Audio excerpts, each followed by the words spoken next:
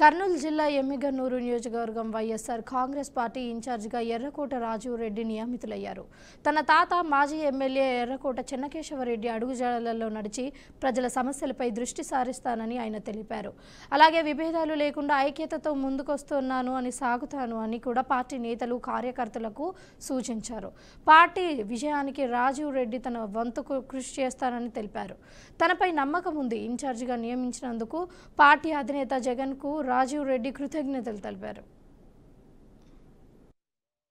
ఆయన ఈరోజు మా మీద ఎంతో ప్రేమ, ఆప్యాయత, గౌరవంతో మాకు ఈరోజు ఈ పదవిని ఇచ్చారు. ఎట్టి పరిస్థితిలో ఏ విభేదాలు లేకుండా, భేదాలు లేకుండా, వర్గ భేదాలు లేకోకుండా ఈ నియోజకవర్గం అంతా కలిసి పోరాడి 2029లో వైఎస్ఆర్సీపీ పార్టీని మళ్ళీ జెండా ఎగిరేయాలని చెప్పి అందరినీ మనస్ఫూర్తిగా కోరుకుంటున్నాను. జగన్మోహన్ రెడ్డి గారు మాకు ఇచ్చిన ఈ పదవిని మంచికి వాడి నీతి నిజాయితీగా ఎమ్మిగనూరుని తీర్చిదిద్దుకుంటూ 2029లో మా పార్టీని గెలిపించుకొని ఆయన ఎమ్మిగనూరు నియోజకవర్గం బాధ్యత అప్పచెప్పినందుకు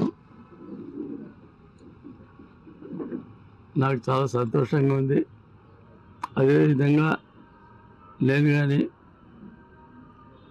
నా మనవుడు కానీ, నా కుమారుడు కానీ ఎల్లప్పుడూ వైఎస్ జగన్మోహన్ రెడ్డి గారికి కృతజ్ఞతమై ఉంటాము. మా కుటుంబాన్ని కూడా ఎంతో గౌరవంతో ఆదరించినారు.